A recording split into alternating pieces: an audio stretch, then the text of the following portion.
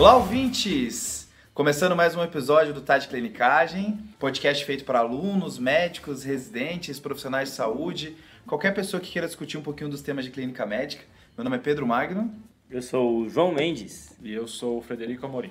Queria, nesse começo do podcast, fazer uma errata, Tá. porque no o episódio anterior... Nossa, lá vem. Só porque a gente tem compromisso com a verdade aqui. Isso é. Compromisso com os ouvintes. Aqui tem informação. Porque o podcast anterior é um podcast que foi feito lá no começo, antes da gente lançar, quando eu e o Rafael, a gente estava em Boston, num curso de Harvard de medicina interna. Ele falou com um sorrisinho, sabe aquele sorrisinho de... A satisfação pessoal. E pena que podcast não tem vídeo, né?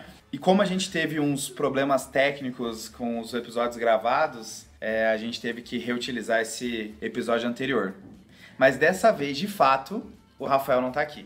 Não tá. Infelizmente não tá. Apareceu um ouvinte lá no Vêneto e outro na Lombardia.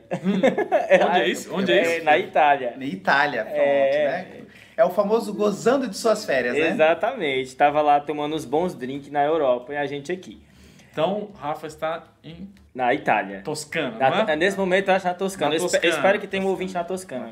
E falando da Europa, então eu queria mandar um abraço. Vamos lá, João. Falando da Europa. Porque cada semana aparece ouvinte de um local europeu diferente, né? Então, para Portugal aí, mais especificamente Castelo de Paiva, e temos ouvintes lá, os ouvintes portugueses aí, toda a lusofonia está nos ouvindo. E tem outros abraços também que eu queria mandar pro Roberto Gomes, lá da UFC, que mandou uma mensagem super legal pra gente lá no Instagram. Mandar um abraço pra ele aí. Outro abraço também pro Manassés, que deu umas sugestões com relação ao áudio. E também um abraço aí pro Guilherme Guzmán, que sempre coloca a gente nos stories aí, todo vez que sair episódio. Um forte abraço aí, Guilherme. Um abraço pro Guzmão. Só pra fazer o papel do João, queria só mandar um abraço ligeiro pro Vinícius Henley, uma das pessoas lá de Santa Maria, local a cidade que eu me formei, que também ouve lá e diz que está garantindo que outras pessoas estão ouvindo também. Eu não tenho nenhum abraço específico, então pulo essa parte. Vamos embora, então. Há um hater entre nós. Mas o episódio de hoje tem como objetivo discutir um dos assuntos mais importantes da clínica médica, que tem um efeito em termos de políticas públicas de saúde gigantesco, que é o tratamento de tabagismo. Eu acho que esse é um dos temas que tem um desbalanço maior entre o impacto que ele pode gerar e a atenção que de fato ele recebe. Porque lendo sobre o tema a gente vê como isso é capaz de mudar a expectativa de vida da população, né?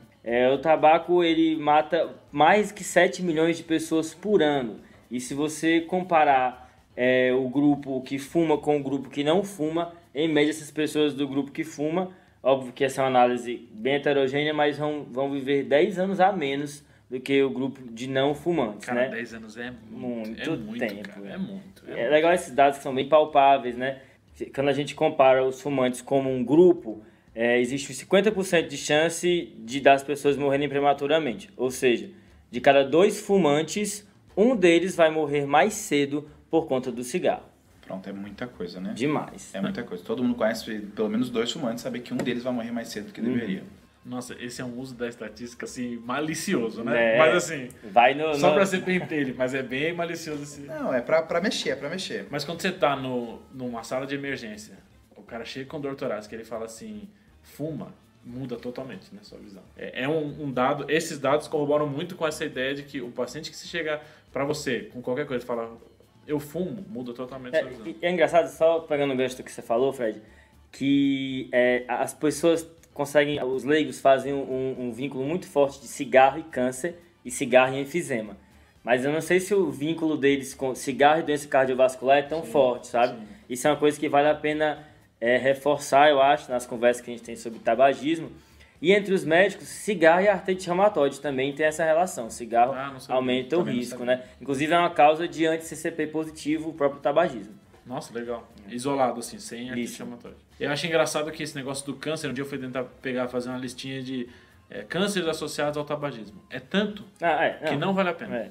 Câncer, o câncer. Mas existem, assim, coisas boas também, assim, em termos do tratamento do tabagismo, que o Brasil ele tem avançado, né? Ah, bom, quando falou coisas boas, eu pensei coisas boas do tabagismo, mas o objetivo é outro do podcast. Obrigado por fumar aqui. Na primeira vez que foi feita uma pesquisa brasileira para ver qual que é a média da população tabagista, estimava que 31% da população em 1989, e aí tem dados de 2018, que é da Vigitel, que já está em 10%. Isso é Brasil, né? Brasil. Beleza. Cara, isso, assim, representa muito o que a gente vê no dia a dia, né? Não sei como é que era vocês são mais novinhas, né? Mas na infância, fumar ainda era legal, né? Na minha infância, tinha assim, carinha de 6ª série, 7ª série, fumando, era legal nos filmes. Agora tem toda uma cultura já de... A pessoa tem vergonha de fumar. Não é aquele negócio assim, vou fumar, é legal e tal. Novela, cara.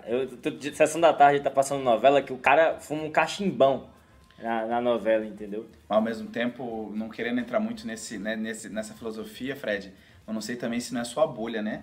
Você é minha bolha. Começou a relacionar mais com pessoas da saúde, então porque eu acho que ainda existe uma grande parcela da população que ainda não acha isso tão feio, assim, sabe? Principalmente quando a gente começa a falar de outros métodos de tabagismo, né? Agora, uma coisa dos dados brasileiros e que eu consigo ver na prática, né? Eu sou do Nordeste, é que lá se fuma menos do que no sul e sudeste do país, provavelmente por conta da influência do clima, né? No Rio Grande do Sul fuma muito, muito.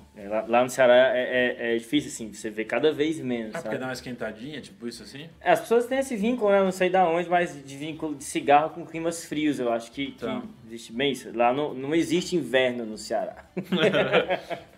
Mas o episódio de hoje a gente vai focar no tratamento do tabagismo e a gente vai dividir em 3 partes. A gente vai tentar primeiro falar como é a abordagem inicial ao paciente e depois a gente vai dividir entre tratamentos que utilizam nicotina e tratamentos que não utilizam nicotina. Ok? Boa. É isso aí. Dessa parte de avaliação, uma primeira mensagem que eu queria passar aqui, eu acho super importante, é que a avaliação de tabagismo faz parte da prática médica atual, do padrão. Se você não faz isso, você está defasado. Um cuidado médico de qualidade hoje, 2019, envolve avaliar o tabagismo com algum grau de profundidade. Isso vale para o que é ensinado nas escolas médicas, isso vale para o que é praticado na medicina em geral. Então, essa é uma primeira mensagem, tem vários manuais que deixam isso muito claro. É custo efetivo isso, é bom para os pacientes, se é bom para o paciente, é bom para todo mundo. Então, a gente acaba de pautar todas as ligas de medicina interna do Brasil inteiro, né? Isso. Opa, exato, porque assim...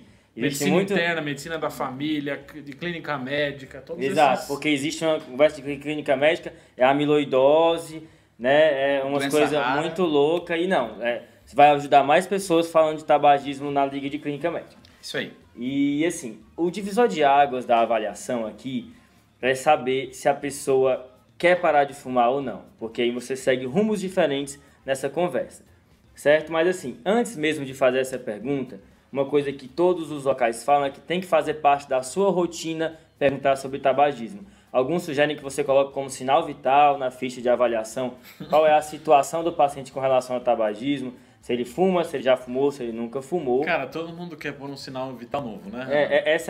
Alguém, a modinha do alguém sinal inventou vital. isso, exatamente. Pô, já tem... Essa tem uma ideia, mas a mensagem... Tem 6, cara. 6, 8, dependendo, 10. Aí vem... fuma ou não, sinal vital. Aí você tá de brincadeira. Mas a ideia, assim, tirando toda a fúria, é que isso tem que ser rotina. No seu atendimento isso tem que estar documentado, tá mínimo, certo? Né? Mínimo. Exatamente, é o mínimo. Para começar. Aí você tem que informar o paciente, né? Falar um pouco sobre tabagismo com ele, dando alguns dados. E aqui nessa parte, o que é importante é que seja algo individualizado. Então tenta ver o contexto que o paciente está inserido, como é que ele fuma, quais são os gatilhos dele para fumar, se ele tem, como é que é a família dele, se tem crianças na casa. Tudo isso vai ajudar ele, se é uma mulher, se tem desejo de engravidar ou não. Tudo isso faz parte de uma avaliação geral e de informações que muitas vezes o paciente não tem ou não sabe a magnitude do problema que é o tabagismo para ela. E aí você vai perguntar se o paciente quer parar de fumar ou não, certo? E aí, assim, essa pergunta é chave. Se o paciente não quiser parar de fumar, aí tem algumas orientações com relação a isso, certo? Primeiro que você tem que respeitar o paciente nesse aspecto, você não tem que forçar, mas uma coisa que vale a pena aqui, eles dão algumas sugestões, a gente vai até linkar depois nas referências do podcast, os 5 R's, mas de uma maneira geral, vale a pena você saber? Será que ele já tentou antes e tem medo de falhar? Será que ele tem medo de ganhar peso? Será que existe uma comorbidade psiquiátrica associada? O que envolve essa questão do paciente não querer parar? Então vale a pena você avaliar um pouco isso, certo? E talvez agir em coisas que envolvem os motivos por que ele não quer parar. Se ele não quer parar porque quer ganhar peso, eu tenho coisa para fazer. Se ele não quer parar de fumar porque ele tem uma doença psiquiátrica, eu tenho coisa para fazer, que é tratar a doença psiquiátrica dele. Então eu tenho que tentar atacar as coisas que ele está colocando como barreira, né? Exatamente. Aí eu já tentei, tenho medo de falhar de novo, as pessoas vão me ver como uma pessoa que não consegue, eu tenho medo de ganhar peso, isso tem que ser falado com o paciente, que realmente existe uma chance boa de ganhar peso, muitos pacientes ganham de fato. Eu acho que isso que você está falando é bem legal, mas a gente tem que tentar posicionar isso com a realidade, né? Então, como é que eu vejo, pelo menos, essa abordagem? Normalmente no consultório é assim, o senhor fuma? Eu fumo. Não, fumar é ruim, hein? É mesmo, pronto, acabou, é isso, né? Normalmente é isso. Fumar é ruim, não tem que fumar. Não tem essa abordagem que você falou. Uhum. Então, eu acho que focar nessas abordagens a mais é interessante. Até a gente vai falar de opções de tratamento, que as pessoas às vezes esquecem de falar, etc. Mas, ao mesmo tempo, não dá tempo, na maioria das consultas, fazer uma abordagem tão completa. Então, a gente tem que, assim, passar do guideline para a realidade. Como é que a gente faz essa transição, né? Talvez, assim, espaçar em várias consultas. Então, na primeira consulta você conversa alguma coisa, na outra consulta você fala outra. Não sei. Mas jogar tudo isso numa consulta só não dá. Beleza, Fred. Mas ainda bem que você fez essa pontuação, porque, assim, se tem uma mensagem dessa parte que eu estou falando que eu acho que é a central, é o seguinte: qualquer intervenção vale a pena. Pronto. Qualquer. Seja a mínima que for. Fale sobre tabagismo com o seu paciente. Os estudos mostram, isso não é opinião, que qualquer intervenção, seja ela a mais breve possível, ela é efetiva, ela faz seu paciente parar. E não só isso, ela é associada com maior satisfação do paciente com o cuidado médico, mesmo que ele não queira parar, então ele vai ficar mais feliz com o cuidado que ele recebe de você. Então, marca isso com ele, tá? Isso aí, principalmente já na primeira consulta, né? As pessoas às vezes têm receio, na primeira consulta eu não vou falar de tabagismo porque eu não tenho intimidade suficiente com o paciente, eu vou esperar criar uma intimidade e aí depois eu abordo isso que ele vai confiar em mim e vai seguir o que eu estou falando. Mas esse estudo que o João falou é bem interessante. Já na primeira consulta eu já abordar, mesmo que o paciente tenha resistência, ele vai avaliar a sua consulta de maneira melhor. Porque ele sente que você está preocupado com ele, entendeu? Que é por isso que ele procurou você, né? Exato. Às vezes, puxa, eu fui no médico, falei que fumava e o cara nem ligou, entendeu? Tem muita essa, Eu né? nem quero parar, mas pelo menos fala alguma coisa Isso, comigo. exato. Não se importa comigo, não? Então, só algumas coisas que eles falam, assim, certo? Se você puder usar as palavras do paciente, até uma coisa que eles chamam de escuta reflexiva, que é como se você ecoasse as palavras dele, é uma coisa interessante enquanto você estiver abordando esse tópico. Outra coisa é normalizar as preocupações dele. Por exemplo, ele pode falar assim: nossa, eu já tentei, usei por conta própria alguns remédios e não consegui. Mas é muito comum não conseguir. Normalize essas preocupações, porque ele pode se sentir mal por conta disso. Então, faça isso que seja uma coisa normal para ele. Acho que tem algumas frases que são muito boas de você começar a conversa e uma é assim, é difícil parar de fumar. É difícil. Sim, boa. É difícil. Isso é bom, Não trate como uma coisa fácil. Fala, não, é difícil. E a segunda frase é assim, mas eu tô aqui para te ajudar. Pronto. Sim. Se colocar sempre aberto é outra coisa que é bem estabelecida. E só outro tópico importante ainda nessa abordagem é a questão da ambivalência. E tem muita gente que fala assim: não, quando o cara quer parar, ele para e acabou. Olha, de fato, quando a pessoa está muito motivada, a chance dela parar é muito maior. Mas a maioria das pessoas são ambivalentes com relação às coisas. Ao mesmo tempo que elas querem, elas têm pensamentos de não querer e elas convivem numa contradição, entendeu? Então, tem que entender isso, aceitar essa ambivalência, mas ao mesmo tempo que você aceita isso, você mostra as inconsistências disso para o paciente de uma maneira que não seja agressiva. Por exemplo, se ele se preocupa muito com os filhos e pensa um pouco em parar, mas acha que o cigarro ajuda ele a aliviar o estresse e tudo mais, ressalta a parte da preocupação com as crianças, tá certo? Então, existe esse aspecto. Acho que é engraçado você falar isso porque ainda tem gente que trata tabagismo e etilismo como um negócio assim, sem vergonhice. Então, assim, já vi médico fazendo isso ainda. Então, aquela ideia de pô, esse paciente, você nunca quer parar, ele é sem vergonha, ele não quer tentar, já desistiu desse paciente. É como se fosse algo fácil, a pessoa normalmente talvez não tenha contato com algo do gênero ou não tem uma empatia com isso, então não percebe que isso é um negócio super difícil, né? É um vício, né? Não é, eu tô afim de parar, então vou parar. Exato. Essas duas, né? Tabaco, etilismo e terceira obesidade são as 3 coisas que as pessoas tomam isso como, sem vergonha do paciente por não conseguir fazer, né? O que não é verdade. Mas vamos supor agora que o paciente de fato quer parar. O que não pode faltar na sua avaliação do paciente que realmente quer parar? Número 1, quantificar a carga tabágica dele, certo? Ver quantos cigarros ele fuma por dia. Pronto. Isso é bem importante.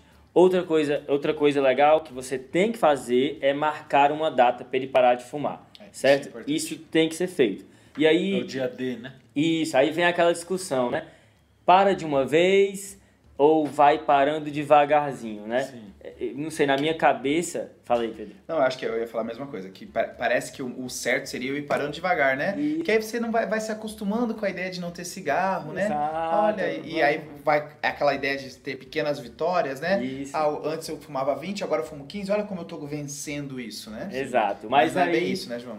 tem um estudo que foi publicado aí no Annals of Internal Medicine, que pegaram em média 700 adultos e randomizaram para um grupo que ia parar de uma vez e um que ia parar gradual e, para surpresa de todos, ou não, o grupo que parou de uma vez, parada abrupta, foi um grupo que teve mais sucesso na cessação do tabagismo. Então, o ideal é que o paciente pare de uma vez de fumar do que pare gradual.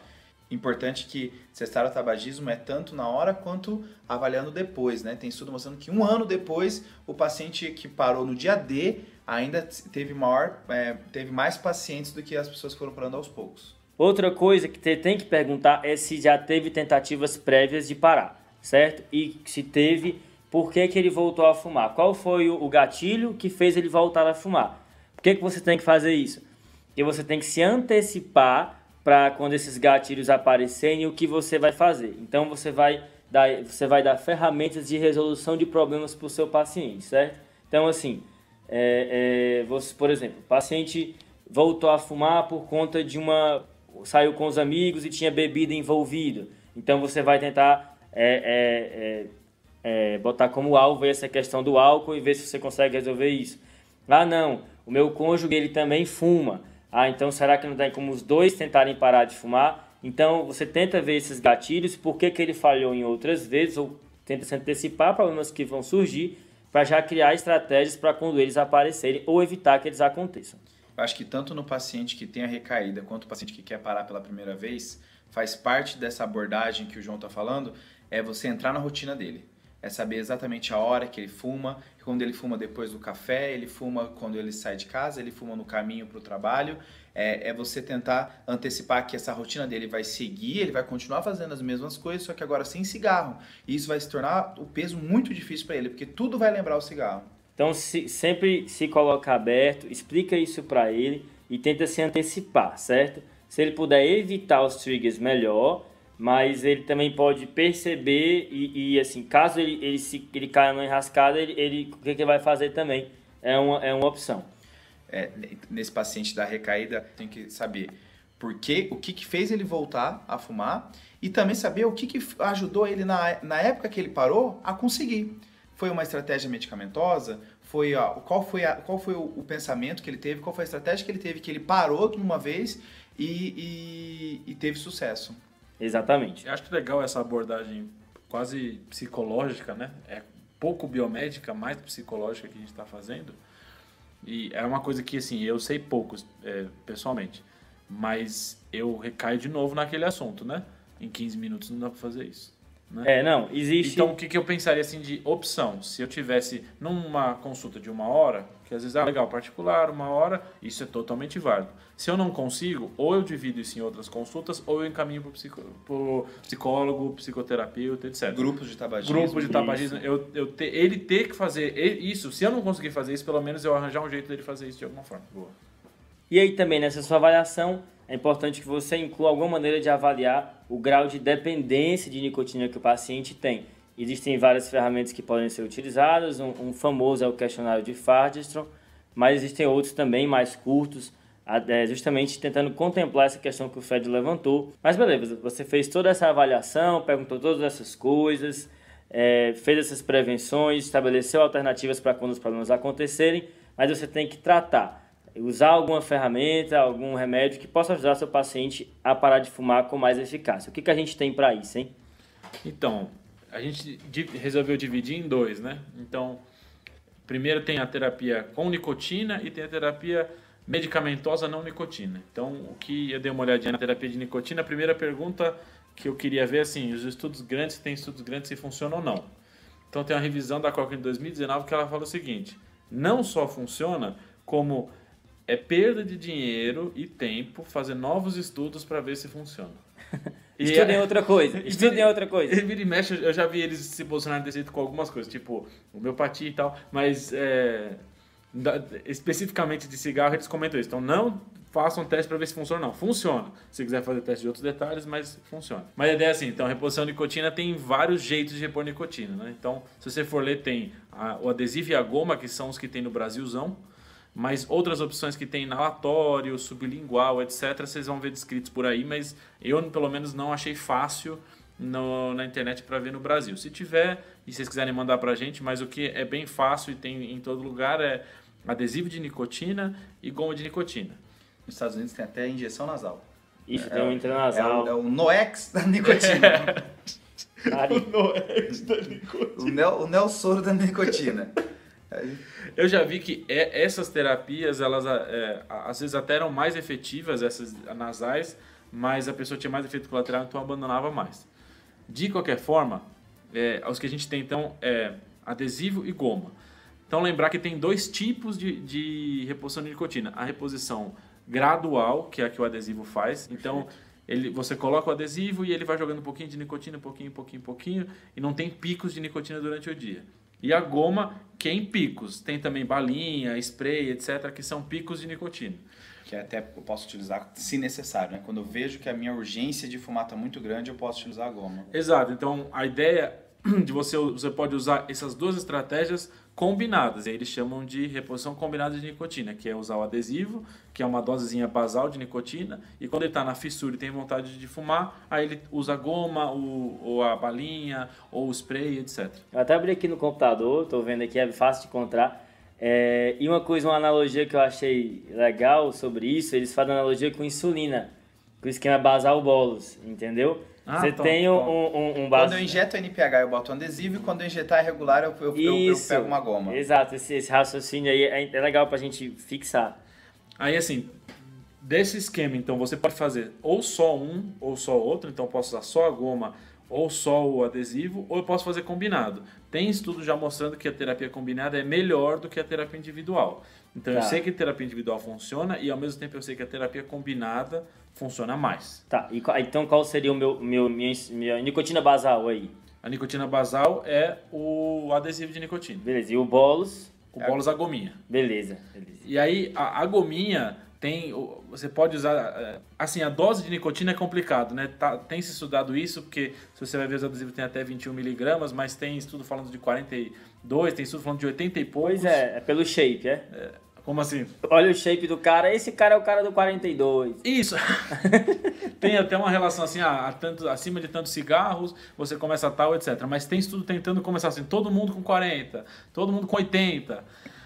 O que foi visto é que doses maiores estão associadas a mais cessação de tabagismo, né? Então, a gente faz adesivo e goma combinado é superior a cada um deles separado. Certo. E aí, a dúvida é, que é uma coisa que o João comentou, o cara vai parar abrupto ou ele vai parar gradual? E aí, qual é a relação de quando eu começo quando eu não começo? Antigamente, se falava no dia que o cara parou, você começa a terapia de reposição nicotínica. Porque tinha-se o medo de que podia fazer uma intoxicação por nicotina. Tem estudos recentes fazendo o que eles chamam de preloading. Atente para o inglês, preloading. Eu percebi aí. Percebeu, né? Preloading. Oh my God. Não vim de Boston, mas estou falando. E o que você faz? Você começa 4 semanas antes com a terapia de reposição nicotina, ele vai diminuindo aos poucos e marca um dia para ele parar. Certo. E tem alguns estudos até mostrando que talvez isso seja melhor do que você começar só no dia que vai parar. Isso ainda tem poucos estudos, e como o tabagismo tem estudos gigantescos, qualquer estudo um pouquinho menor, eles já ficam em dúvida, será que isso funciona ou não funciona, etc. Então tem essa discussão hoje em dia, se dá para fazer esse preloading ou não. O risco de intoxicação de nicotina é muito baixo, então os efeitos colaterais que dão náusea, vômito, mal-estar e os efeitos tópicos de cada um. Então o PET dá irritação local. Isso. E o da língua, a goma dá irritação na língua, incômodo na língua, etc. Existe uma questão da goma que se o paciente não tiver dente, né? Eu acho que aí é complicado para ele usar. Aí talvez a pastilha de nicotina entre melhor nesse cenário. E tem a questão que a goma também não é para você deglutir a goma, né? Nem é isso, você não pode mastigar muito a goma. A melhor maneira de você utilizar a goma é mastigar e descansar. Ele mastiga e deixa. Mastiga e deixa. O esquema. Porque se você ficar mastigando muito, você acaba engolindo muito a substância, a nicotina, e aí aumenta mais os efeitos adversos de náusea e vômito. A ideia é você mastiga até sentir o gosto amargo na boca. Aí deixa ele descansando no canto da boca até não sentir mais o gosto. Aí mastiga de novo, etc. Boa. E eu vi que o cara pode usar 24 gomas por dia, Isso, né? Tem goma de 2mg e de 4mg, o cara pode usar muito por dia. Pensa, um maço, né? Um maço eu acho que o que eles falam é que assim, você não tem que esperar a fissura vir.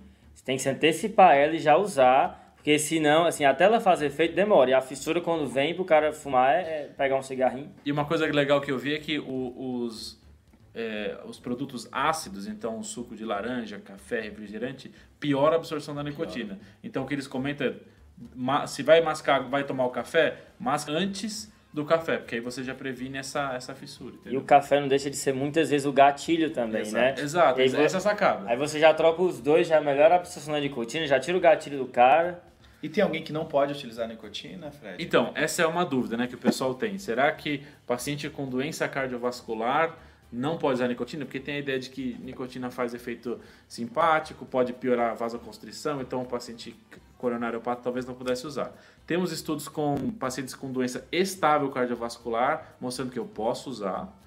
E a dúvida hoje em dia é em pacientes que estão com infarto. Então é engraçado isso, que os estudos eles fazem assim, o paciente interna por infarto e aí ele já começa a terapia de antitabaco, que eu acho isso fantástico. O cara já na internação do infarto já sair com uma terapia combinada, reposição, etc. O momento máximo do que o paciente está sensibilizado, né? Exato. Ele quase morreu, né?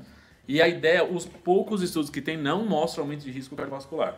Então, a ideia é assim, tem um guideline em 2018 da American College of Cardiology que fala, se tem doença coronariana estável, pode usar. Se tem doença coronariana aguda, então acabou de infartar, etc., você pode considerar usar, mas a gente ainda não sabe direito os riscos. Mas, a princípio, parece que não tem muitos riscos. Até você pensar que os pacientes que internam, que usam tabaco, a gente faz a reposição. Então, pacientes graves, em UTI, etc., a gente costuma usar o adesivo. E acho que é muito uma questão também de, vou trocar, né? Se vou trocar o cara fumar por um adesivo, sim, fumar quais os efeitos colaterais de fumar? Meu amigo, entendeu? Exato. Então, tem efeito colateral, terapia de reposição, beleza, mas a opção é o cara continuar fumando, meu chapa. Sim.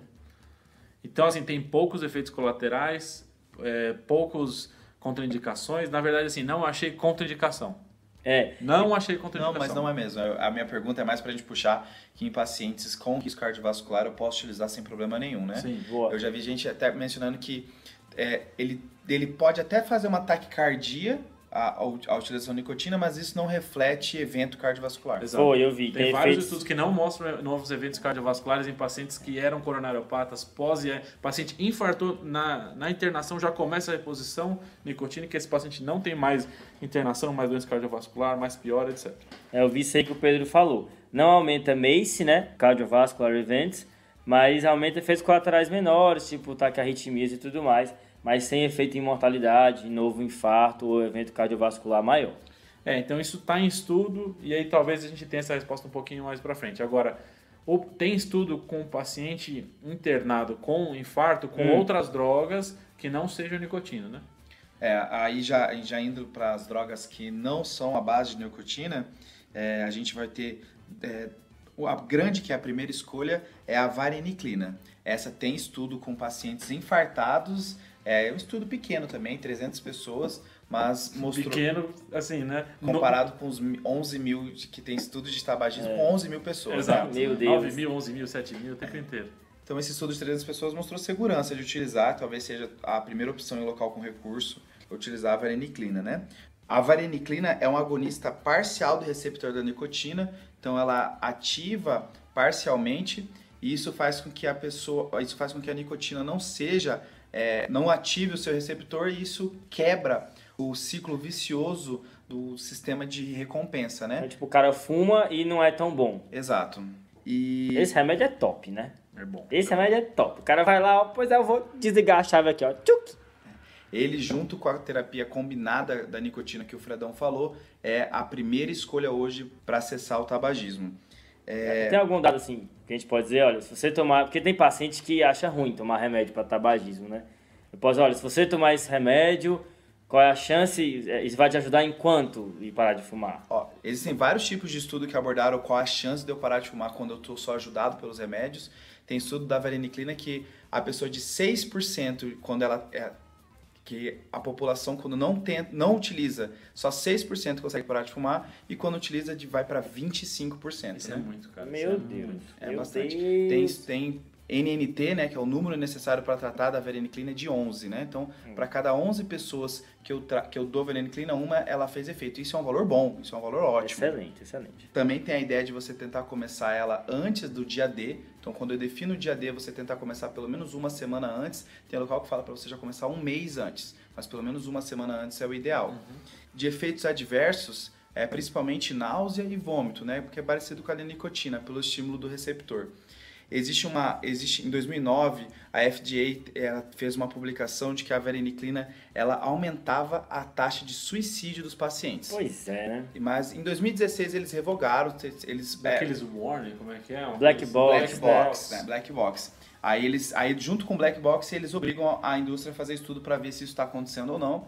E aí saiu um estudo chamado Eagles, e esse estudo mostrou que não teve aumento da taxa de suicídio, de eventos relacionados à depressão em pacientes que usou a vareniclina ou a bupropiona ou qualquer outra terapia comparado com placebo. Foi um estudo bem grande. É aquele estudo que era alterações neuropsiquiátricas nos pacientes que usavam medicação para tabagismo. Uma coisa Isso assim, mesmo, né? é isso mesmo. Aí ele pega todas as terapias, primeira escolha, e já vê se todas foram seguras. Né? Agora, uma parada sempre que fala de vareniclina, que é a questão do preço, né? Não, é caríssimo. Toda vez que comenta, ih, mas é caro, coisa e tal, e aí? O tratamento padrão, que é um tratamento de 12 semanas, esse tratamento ele pode se alongar. A princípio, as 12 semanas seria o período mínimo. Tem gente que defende de fazer por 6 meses, 1 ano. Já vi até local defendendo para fazer 18 meses o tratamento.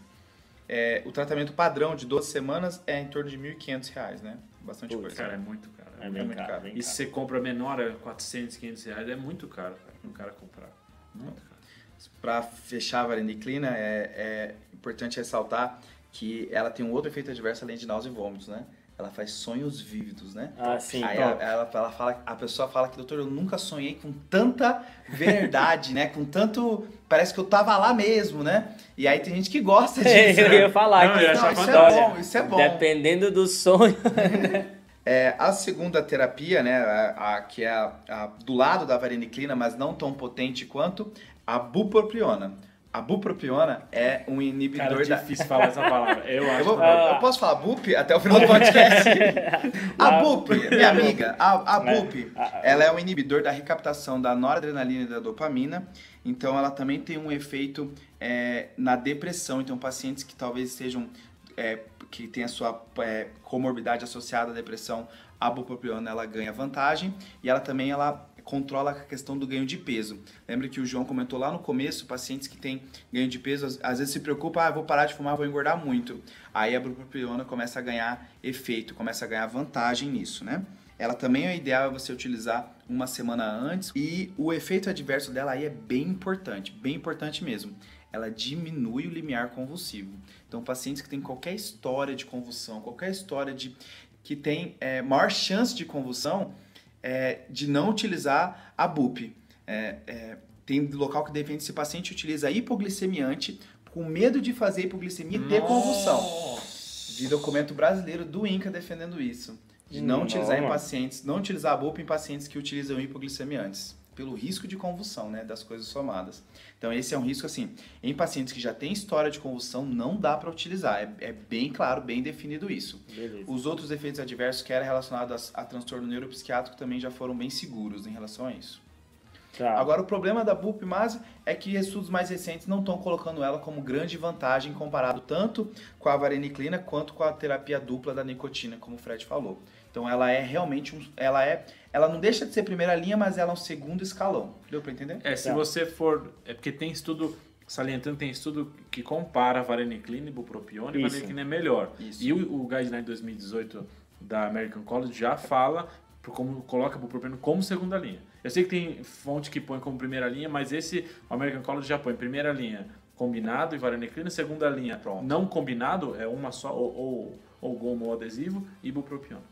Aí a vantagem no Brasil da BUP é que em algumas cidades, você tem um programa de governo bem estabelecido contra o tabagismo, e aí a BUP a gente consegue retirar, né? Então, dependendo do local onde você atua, tem que pesquisar para ver se você não consegue retirar e fornecer a BUP para os seus pacientes. Normalmente é um programa associado ao UBS, né, que eles fornecem o tempo específico, e alguns fornecem até reposição de nicotina e BUP. O que eu gosto é que tem uns que você só pode ganhar se você for na terapia em grupo do tabagismo. Isso. Que aí você vincula a pessoa mesmo, né? Que é a ideia de que entender que não é só o remédio. Eu preciso entender o contexto desse paciente para poder abordar esse paciente de maneira correta. Aí só lembrar, esse negócio que a gente estava comentando da vareniclina e do preço, os outros não são tão mais baratos, assim, são mais baratos, mas não são tão baratos. Se você pegar BUP, pegar o genérico, pode achar por R$50, R$60, até uns R$400 se você pegar as versões de marca, Velbutrin, etc. E o adesivinho, R$140, R$200 mês, né?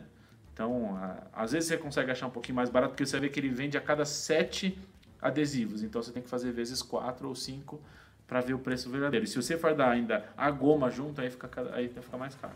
Eu acho que essa questão de você só dar para o paciente que comparece na terapia de grupo entra muito também na questão de você conseguir direcionar o recurso para quem vai ter maior ganho, né? Então, o paciente que ele realmente está comparecendo bem na terapia de grupo é o paciente que, de fato, tem uma vontade maior, na verdade, e se você direcionar o recurso para ele vai aproveitar mais, né? Só uma última coisinha da história do preço, porque se você comparar, então, adesivo, goma, bupropiona e vareniclina com o preço do cigarro, todos são mais baratos a princípio, né? Essa é a sacada, né? Um maço dia, um maço aí uns R$7, R$8, se você fizer vezes 30, já dá uma grana boa. Que talvez a maioria deles, talvez vareniclina não, mas os outros, talvez usar isso seja um argumento de convencimento para o paciente. Perfeito. Você faz a conta com ele de quanto ele gasta com cigarro e vê se isso não seria mais ou menos quanto ele gastaria com a terapia de reposição ou com a bupropiona. Esses são os tratamentos padrões, né? Tanto esse esquema da nicotina quanto a vareniclina e a BUP. Existem tratamentos assim, bem de baixo escalão, mas que tem alguns estudos pequenos que mostraram efeito. A nortriptilina é um deles, mas tem um mais interessante que é a citizina. Tem um estudo do New England de 2014, um estudo da Nova Zelândia com 1.600 pessoas, que mostrou que a citizina, que é um derivado... Tem cara de nome de remédio para vertigem, citizina. Né? Então, citizina. Eu tô cadê minha citizina? A citizina é um derivado plantio que atua da mesma forma como a vareniclina. Ela é um agonista parcial do receptor da nicotina. Isso faz os mesmos sintomas, náusea e vômito. Nesse estudo mostrou a citizina superior à nicotina, né? Um estudo isolado, né? Mas em compensação foi tanto efeito adverso, foi tanta náusea e vômito que trucou se realmente em termos de validade externa vai ter benefício. E lembrar que tudo isso é associado à terapia comportamental, né? Que pode ser aconselhamento individual, pode ser terapia de grupo, existe aconselhamento por telefone, mensagem de texto, recursos na internet, enfim. Acho que é isso, né? Fechou. Existe um assunto muito grande que a gente não vai abordar nesse podcast, mas vai abordar em outro, porque tem muito estudo saindo atual, é um assunto bem atual, que é os cigarros eletrônicos, né? Os vapes. A gente vai esperar o Rafael chegar, que ele chega com as informações mais quentinhas. Isso, a gente, quem sabe, lança um bônus aí, fora da nossa data habitual de lançamento, para cobrir esse tema aí e informar mais vocês aí a respeito dessa questão que tem surgido sobre os cigarros eletrônicos. Vape. Eu queria só botar uma rapidez. que é a questão do retorno do paciente, tá? Tem que ter um retorno na semana que ele parou e pelo menos um segundo retorno nesse mesmo mês, tá? Isso aí é importante marcar, eles falam disso. Eu já vi que uma opção e que também foi testada é, ao invés do retorno no mesmo mês ou na mesma semana, ligar. Pelo menos uma ligação. Pelo menos isso, mais algum contato, né? Só marcando contato, exato. O tempo. E eu vi também uma coisa aí meio controversa, que é assim, dar dinheiro pro cara parar, né? Existe essa conversa aí, eu não acho a ideia absurda, não, mas tem estudo sobre isso. Vou deixar para vocês verem aí, saibam que já teve estudo sobre isso. Quanto que era? Só o estudo teve $800. O quê? Opa, mês? sabe o que eu pensei no Brasil? O cara fumar para poder ganhar. Com certeza. Mas enfim, foi efetivo no estudo. Mas fica aí só a menção. Acho que é isso, né? Acho que fechou. Lembrando que qualquer comentário, se quiser compartilhar sua experiência no local onde você trabalha, compartilhe com a gente no Instagram, @tadclinicagem, ou no nosso e-mail, tadclinicagem@gmail.com. Manda para um amigo seu que você acha que merece escutar, que vai se beneficiar disso e incorporar isso na prática dele. Isso super incentiva a gente a continuar fazendo esse conteúdo aqui para vocês. Ó, e se o que eu falei lá atrás, que a gente pautou a Liga de Clínica Médica da sua instituição, eu quero uma foto dessa reunião. Boa. Valeu, hein? Valeu. Top. Valeu, então. Valeu, pessoal. Tchau, tchau. Falou. Lembrando que esse podcast tem como objetivo educação médica. Não utilize como recomendação. Para isso, procure o seu médico.